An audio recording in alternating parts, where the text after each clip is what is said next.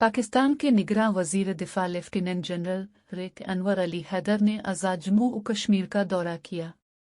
वजीर दिफा ने लाइन ऑफ कंट्रोल के बाग और पांडो सेक्टर्स का दौरा किया, जहां उन्हें मौजूदा सूरत हाल के बारे में तफसीली ब्रीफिंग दी गई।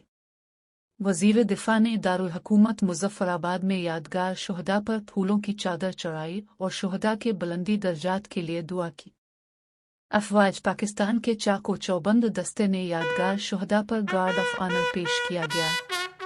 वजीर दिफा ने इस मौके पर LOC पर भारतीय जारहियत से शहीद होने वालों के वसा और मुतासरीन से मुलाकात की। वजीर दिफा ने कश्मीरियों के साथ कजहत्ता का इजहार करते हुए उनकी मुकम्मल हिमायत की यकीन दहानी कराई।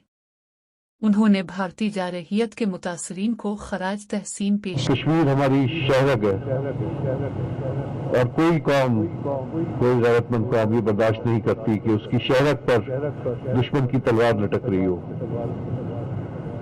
शहरत से ज्यादा नजदीक इंसान के कोई हिस्सा नहीं होता। बतौर एक पाकिस्तानी, कोई भी पाकिस्तानी कश्मीर और पाकिस्तान में कोई फर्क नहीं देखता किया और मसला कश्मीर को अक़वाम मुत्तहिदा की करारदादों की बुनियाद पर हल करने की जरूरत पर जोर दिया। वजीर दिफा ने भारत की जानिब से कश्मीर में जबरी गुमशुदगियों, तशद्दुद,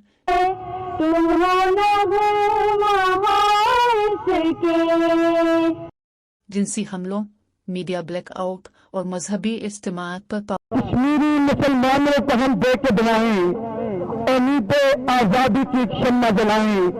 या रब हो करम ऐसा कि हम सारे मुसलमान, या रब हो करम ऐसा कि हम सारे मुसलमान आजादी कश्मीर का दिन जल बनाएं। बंदियों समेत इंसानी हुकूक की खिलाफ वर्जियों पर तनखीद की।